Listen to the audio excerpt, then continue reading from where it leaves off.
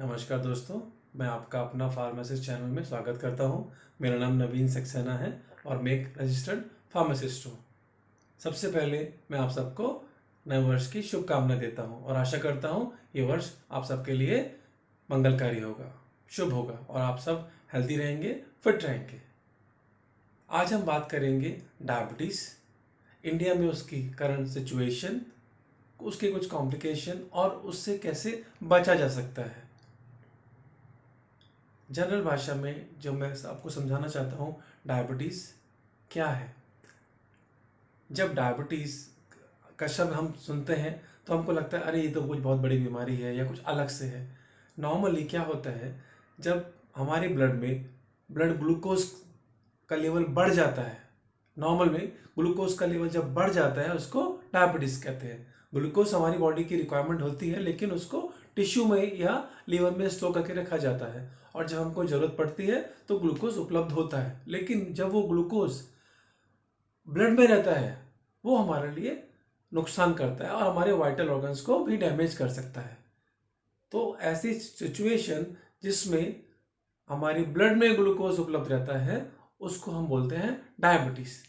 अभी हम बात करते हैं कि करंट सिचुएशन इंडिया में क्या है और वर्ल्ड्स को उसको कैसे कंपेयर करते हैं हम लोग। आज इंडिया में करीब 7 करोड़ 30 लाख पेशेंट डायबिटीज़ के हैं। हर साल 1 करोड़ पेशेंट डायबिटीज़ के ऐड हो रहे हैं। अगर हम इसको डिवाइड करें शहरी भागों में और गांव में, तो शहर में इसका परसेंटेज 8 से 15% है। पहले ऐसा सोचा जाता कि डायबिटीज़ केवल गरीबों की बीमारी नहीं है, ये केवल पैसे वालों की बीमारी है और अमीर लोग की बीमारी है और शहरों की बीमारी है। लेकिन अभी इसका पेनिट्रेशन गाँव में हो गया है। 3% से लेकर 7% तक पेशेंट आज गाँव में भी आ रहे हैं। और इसका एक कारण जो है, ये अपनी जो वेस्टर्नाइजेशन जो हो रहा है उसका एक ये बहुत बड़ा कारण है। हम लोग वेस्टर्न कंट्री का जो दिनचर्या है, उनका रूटीन फॉलो कर रहे हैं, इसी वजह से ये गांव में भी फैल रहा है और शहरों में भी फैल रहा है। अगर हम देखेंगे 50 साल के ऊपर के जो लोग हैं वो डायबिटीज़ को की तरफ ज़्यादा जा रहे हैं। 60 to 70% जो है डायबिटीज़ 50 साल के ऊपर के पेशेंट में होता है। अभी हम डायबिटीज़ तो समझ गए, लेकिन डायबिटीज़ को क्यों कंट्रोल किया जाए। मेरे ब्लड में अगर ग्लूकोज ज़्यादा है तो ठीक है ना, मैं दवाई ले रहा हूँ या नहीं भी ले रहा हूँ, उसका क्या प्रॉब्लम होने वाली, ये काफ़ी लोग को मालूम नहीं है। और इसकी वजह से हम जब हमको पता चलता है तब तक हमारे को काफ़ी सारे नुकसान हो चुके होते हैं। तो यहाँ मैं आपको बताना चाहता हूँ, समराइज थोड़ा सा बताना चाहता हूँ कि भाई डायबिटीज़ के केवल नुकसान छोटे नुकसान नहीं है, बहुत बड़े नुकसान है। ये हमारे वाइटल ऑर्गन्स को ही नुकसान करता है। एग्जाम्पल के लिए देखिए, डायबिटीज़ हमारी ब्लड वेसल को ख़राब करता है जिससे कि कार्डियक कॉम्प्लिकेशन आते हैं। डायबिटीज़ हमारी किडनी को ख़राब करता है जिसको हम बोलते हैं डायबिटिक नेफ्रोपैथी। डायबिटिक हमारे रेटिना ख़राब कर सकता है, हमारी आंखों को ख़राब कर सकता है जिसको हम बोलते हैं डायबिटिक रेटिनोपैथी।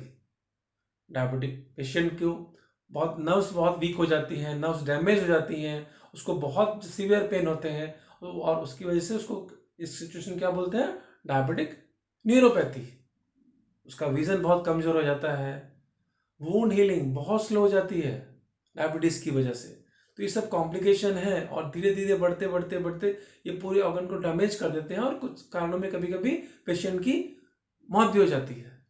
तो इसके लिए डायबिटीज़ को कंट्रोल करना, जो इंडिया में सिचुएशन है, बहुत अलार्मिंग है। हर साल सोचिए आप 1 करोड़ पेशेंट ऐड हो रहे हैं।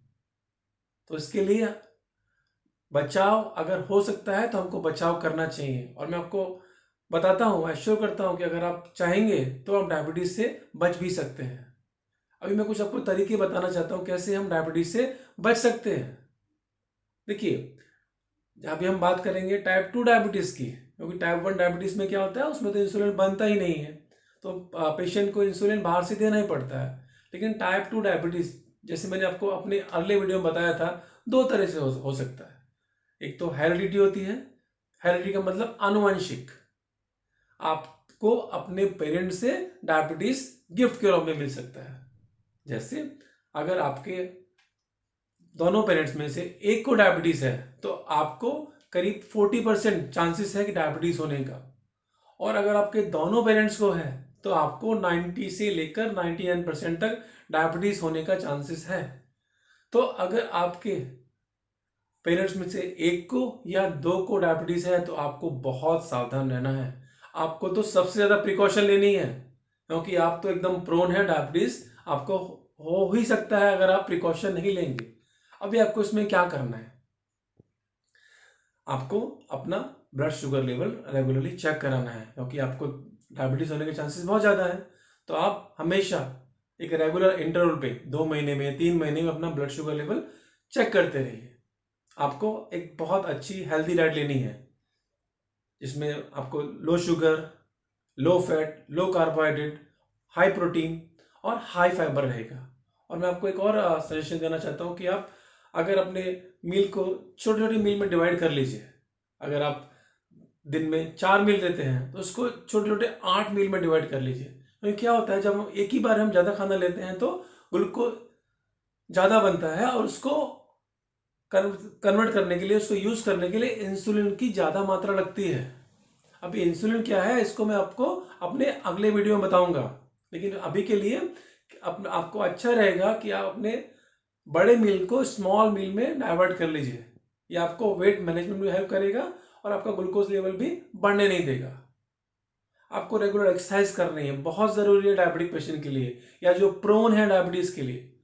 उनको बहुत रेगुलरली एक्सरसाइज करनी है, कम से कम आधा घंटा आपको दिन में एक्सरसाइज करनी है। मैं ये नहीं बोल रहा हूँ कि आप हार्ड एक्सरसाइज करिए, आप जिम जाइए, लेकिन आपको मॉर्निंग वॉक कर सकते हैं, आप साइकिलिंग कर सकते हैं, स्विमिंग कर सकते हैं, कोई भी फिजिकल एक्टिविटी आपको करनी है। अपनी लाइफ को आपको सेडेंटरी नहीं रखना है। ये नहीं कि हम पूरे दिन एक ही जगह बैठे रहें और अपना फिजिकल एक्टिविटी ना रखें, इसके बहुत सारे दुष्परिणाम हो सकते हैं। और इन सब का दुष्परिणाम क्या होता है, वेट गेन, जो डायबिटीज का सबसे बड़ा दुश्मन है। ये प्रूवन डाटा में है कि जैसे जैसे हमारा वेट बढ़ता जाएगा, हमारे पैनक्रियास की एक्टिविटी कम होती जाएगी और पैनक्रियास से इंसुलिन का सिक्रीशन कम होता जाएगा, जो हमारे ग्लूकोज को यूज नहीं कर पाएगा और हमारी डायबिटीज बढ़ती जाएगी। और ये भी प्रूवन है कि जैसे जैसे हमारा वेट कम होता जाएगा, पैनक्रियास की बीटा सेल की एक्टिविटी बढ़ती जाती है और इंसुलिन सिक्रीशन बढ़ता जाता है और हमारे ग्लूकोज का यूटिलाइजेशन बढ़ता जाता है और डायबिटीज कंट्रोल में रहती है। इसके लिए आपको ये बहुत ज़रूरी है, आपको हेल्दी डाइट लेना है, एक्सरसाइज करना है, वेट बढ़ने नहीं देना है, रेगुलर अपना ग्लूकोज लेवल का मॉनिटरिंग करना है। साथ में एक मेटफॉर्मिन नाम की दवा भी आती है, जिसको केवल आपको अपने डॉक्टर की प्रिस्क्रिप्शन के अनुसार ही लेना है। डॉक्टर सजेस्ट करेगा आपको, उसी डोज में आप मेटफॉर्मिन ले सकते हैं और ये आपकी डायबिटीज के प्रिवेंशन में काफ़ी मदद कर सकता है।